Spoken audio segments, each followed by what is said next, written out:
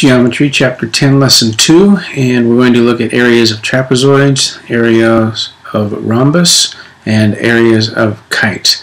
And again, as we look at these, the formulas aren't too difficult. The challenging part is going to be looking at a diagram and determining the lengths that you need in order to substitute into the formula.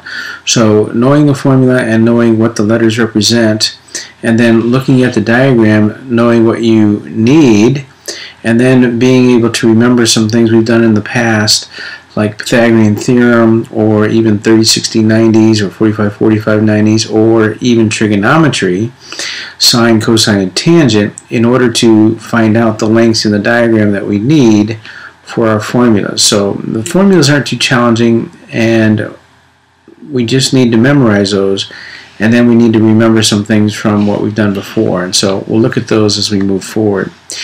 The area of a trapezoid, you remember a trapezoid has one pair of parallel sides, and the non-parallel sides are called the legs, the parallel sides are called the bases, and the height is going to be the distance between the bases, which has to be perpendicular.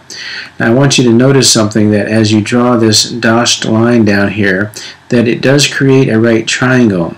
And there's three things that you want to look at when you have a right triangle. Or three things you want to remember. You can use the Pythagorean theorem to find out something in the triangle if you don't know what it is.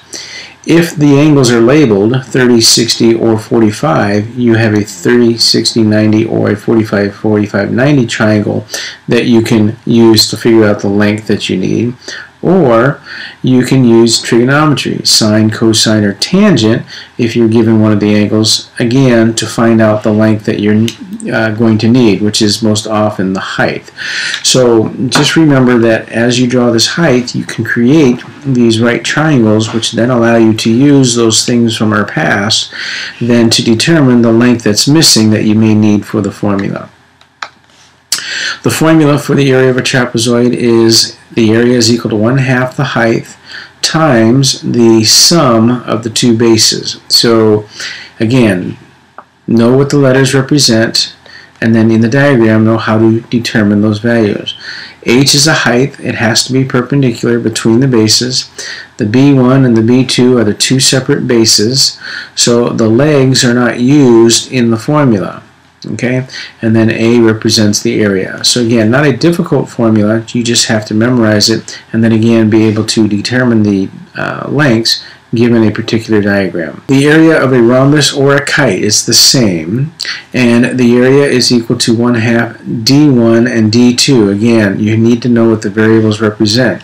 Those represent the lengths of the diagonals, and the diagonals go all the way across from one vertex to another non-consecutive vertex. So this would be one diagonal, so I'm going to need to know this entire length, and then I'm also going to need to know this entire length. Now, a couple of things then that you want to remember about these diagonals, some characteristics from what we learned with quadrilaterals. You want to remember that these diagonals bisect each other. So if you know the length of half of it, then you can figure out the length of the entire thing. The other thing you want to remember is that the diagonals in a kite or a rhombus are perpendicular, which means all of these little triangles are right triangles. And again, once we have right triangles, we have three possibilities of things we can use. The Pythagorean theorem, 30, 60, 90, or 45, 45, 90 if the angles are labeled, or we can use trigonometry to find out some lengths if we need to do that. So right triangles are very important, and remembering what we can do with right triangles becomes the key to this lesson. The formulas aren't difficult. Determining the values that go into the formulas, that becomes the challenging part. Now, as we've been talking about, the key things to remember is you're going to be using some right triangles inside of these figures to determine the lengths that you need to go into your formula. So just a reminder of some of the things we've learned before. In a 30, 60, 90, opposite the 30 is the shorter leg. You multiply the shorter leg by radical 3 to get this longer leg, which is opposite the 60, and you multiply the shorter leg times 2 to get this hypotenuse.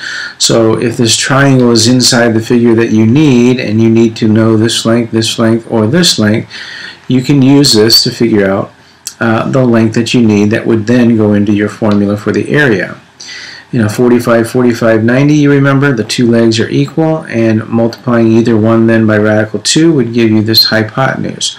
So that's one tool that you may need to use to determine a length that's needed for your formula or your recipe.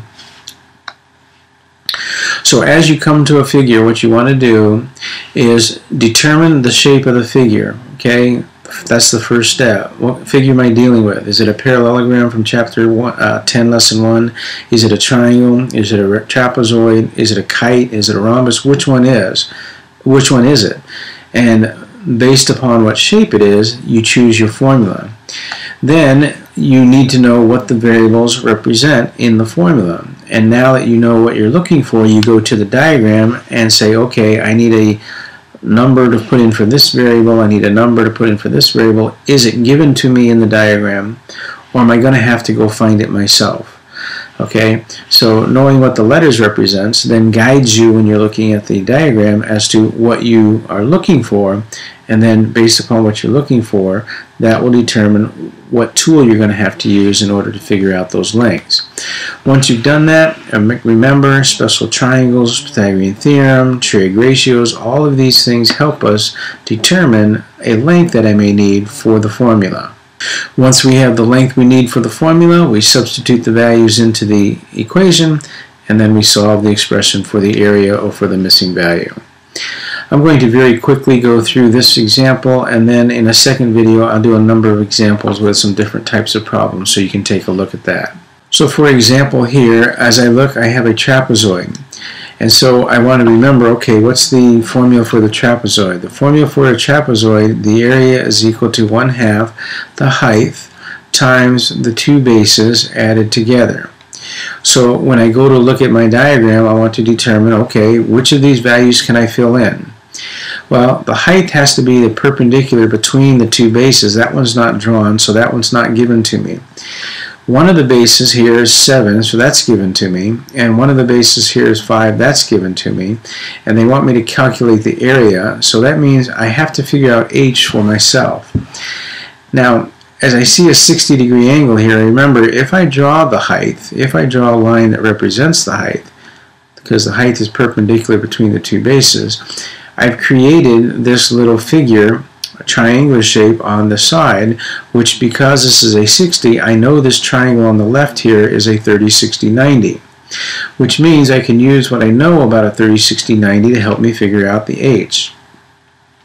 Now, in order to figure out the h, I need to know this shorter side, or I need to know the hypotenuse in order to figure out that, h, which is the longer side. Now, the hypotenuse is not given to me, and there's no way for me to figure it out. So is there a way for me to figure out how far it is from here to here? Well, with this base given to me as 7, and then from here to being 5, I can calculate then that the difference between those two is going to be this length here. So this is going to be a 2. Okay, the whole length here is 7. That was given to me in the diagram right here. From here to here is a 5, so what's left must be a 2. So now that I have the shorter side, because it's opposite the 30, h is the longer side, and it's a 30, 60, 90. So h is going to be 2 times the square root of 3, because that's how I determine the longer in a 30, 60, 90. Now I have all my values, so I'm going to substitute in. So 1/2, the height is 2 square root of 3, and then times the base is 7 plus 5, substituting those values in. Okay, and then I can simplify. Half of the 2 is 1, and so that's just going to be a radical 3, and then 7 plus 5 is 12, so the area here is going to be a 12 square root of 3, left in simplest radical form, and then its area, I didn't put the units in there, but remember you'll do that meters squared, so my answer here would be C. Okay, so you want to look at the figure, determine what formula to use. Once you've chosen the formula, look at the variables and say, okay, what do I need? And then go to the diagram and try to figure out what it is you need. If the diagram gives it to you, then just substitute it in. If not, in many cases, you're going to create these right triangles, which again are going to allow you to use some things that you've learned before: Pythagorean theorem, 30, 60, 90, 45, 45, 90, or maybe even trig ratios, sine, cosine, tangent, if the angles aren't one of your special triangles.